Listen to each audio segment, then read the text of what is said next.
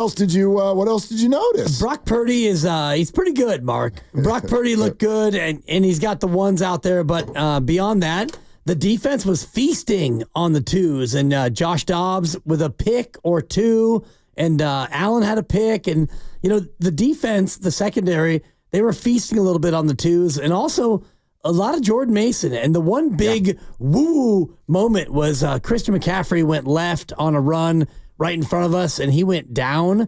I don't think he got tackled, but he went down, and there was like, oh God, there wasn't contact, but he went down like he either stumbled or he got nudged. But the crowd went, oh, yeah, and it was right in front of me, and he was fine. He's fine. But it was one of those moments where you are reminded that this is all like pass, catch, I will touch you, you'll touch me, and it's all good. That was the one moment where somebody went down, and it was right in front of me. I was like, oh, my God, that's 23. Yeah. And you're my God, are you okay? Oh, my God. Like, please be okay. The season's over if he doesn't get up. Totally. The season's over.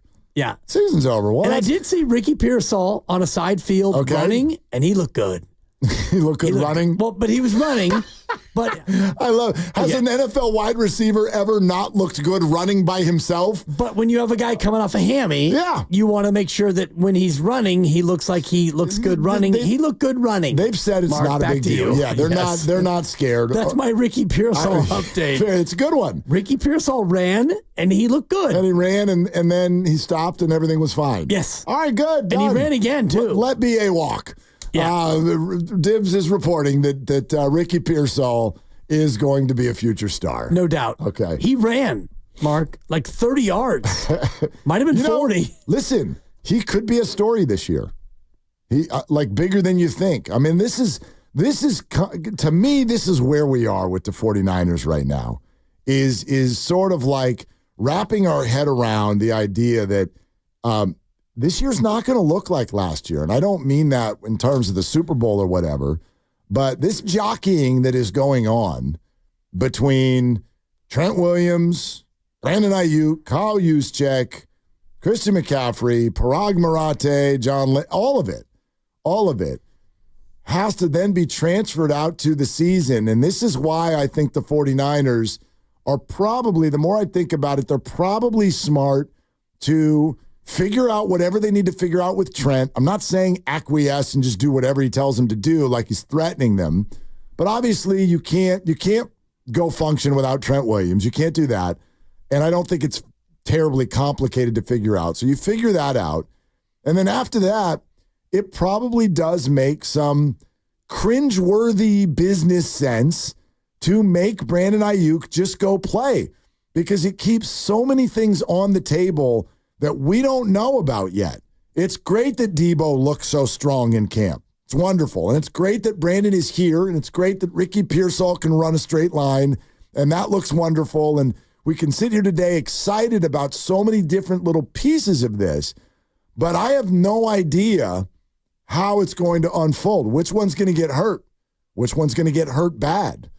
Which one's going to have to fill in when someone gets hurt? And which one's going to look good when you do that? And aren't the 49ers smart for letting that happen before they decide to hitch any wagon anywhere? Because right now, in that position room, they are relatively unhitched to anyone. Your options are endless with all wide receivers on the whole team right now.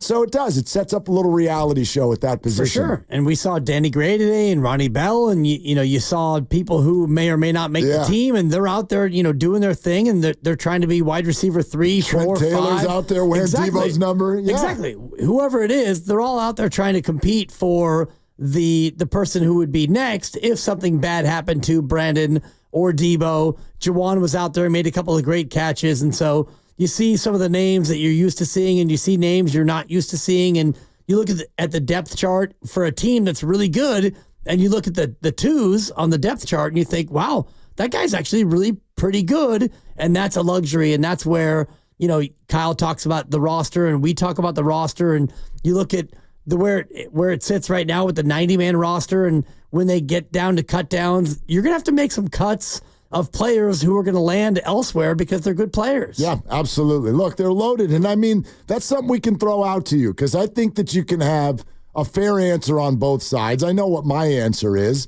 888-957-9570. If you all accept that the 49ers have the best roster, and I'm not going to let you not accept that because they're favored in every game and the Chiefs are on the schedule for the second year in a row. Yeah. So they're favored in every game. So that's paper. I'm not saying it matters. It's not the end all. But if you're projecting and you're just going based on roster, I'm not going to let you say the Niners don't have the best roster because they do. That's a fact. So we're just like, that's our premise here. But when you hear that, do you go, dude, bravo, front office.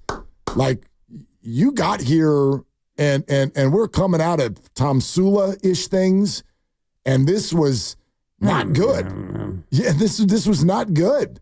And Kyle Shanahan reportedly told the 49ers in the interview, dude, your roster is very jacked up. Like, it's awful. Yeah. Chip Kelly, they were 2-14. Totally. Look at those names. Do yourself a favor and go to Football Reference and look at that roster, and there are 50 guys who never played anywhere ever again. Right. It was terrible. Absolutely terrible. And now we sit here through what feels like, and I'll grant the echo chamber and Twitter and all of that, where there's a lot of hand-wringing, there's a lot of criticism. You overthrew Emmanuel Sanders, and you didn't run the ball, and you didn't trust Jimmy, and you signed Jimmy, and then you drafted Trey, and you're an idiot, and Solomon Thomas, and Reuben Foster, and you guys are morons. And then you show up to camp and look at the picture, and you're like, holy hell. Yeah. Warner, and Kittle, and Williams, and CMC, and Debo, and Brandon, and Bosa. And Ward, and Juszczyk, and My Purdy. God. And, I mean, go through it all. It is a damn show. Favored in every game. Doesn't matter who's coming. I wonder if the Chiefs and Eagles put their teams together. Who would you favor if they showed up at Levi's? I don't know. So do you go, wow, like just step back for a second from my you should have run the ball, you moron. Right. And say, wow. Or do you look at that and go, yeah, you just built the biggest, baddest thing on the planet and you still can't get it done? Which resonates with you more? For me, it's the former, but as we get deeper into the year, the latter does become a real thing because the last 3 years, they're 35-16 in the regular season, which is next to, I think, nobody in the NFL. And yet you've been to 3 NFC championship games, 1 Super Bowl, and you lost it. And he's been to 2 Super Bowls. He's been to, I think, 4 conference championship games, and he's 0-2 in the Super Bowl, and he's 2-2 in the conference championship game. So you get to that point where you got to get over that hump. Yep. And he talked about it in the TK pod, and we'll talk to Tim a little bit later in the show about that conversation and about camp. And I know he's talking to Joe Lacob today, and I don't know if he'll reveal those thoughts, but that podcast will drop tomorrow. But the idea of, winning the big one versus being there every year, like, what's more important? Well, like, you want to be there every year. Sure, you want to win the big one. Like, I love yearly relevance. That to me cannot be beat in sports. Right. And you're going to win the last game. Sometimes you hope, and you're usually not. Like that, no matter who you are, best team or not. Like that's the way it's going to go. You know what I mean? Like, and we can look across all sports and find those examples. Bobby Cox's Braves, how many times they win? Like once, right? Yep. And they had like the sexiest rotation you ever seen in your damn life. Okay, and then go to the NBA, and okay, like did the best team win this year? I think so. But does that happen every year? And look at some of the greats, and I mean the greats. You're winning MVPs. And you can't even get to the championship round. Milwaukee. Joel Embiid. Yeah. How you doing? Oh, yeah. You know what I mean? Like, you can't Milwaukee's got one, you right? You can't get there. Yep. And so you can have this window or sustainability, and you're still going to lose most of the time. And so that's where my brain goes. I'll take this because I know that our frustrations stop us from remembering that Kyle has actually not been here that long. He really hasn't. Like I know, oh, you've been here for 6 or 7 years. 7 years. It's not that long. Yeah. That's not that long. Andy Reid's like... And it took Andy 20 to win one. 20. Exactly. This has not been that long. And yes, there's all kinds of bumps in that road and everything.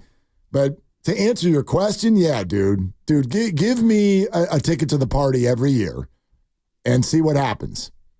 Yeah. I'll take that. And they should have a ticket this year based on the roster and everything that you have. And even if you lose certain people to injury, not the quarterback, but you do have depth around the team to where you should be able to withstand some of these injuries if you face them.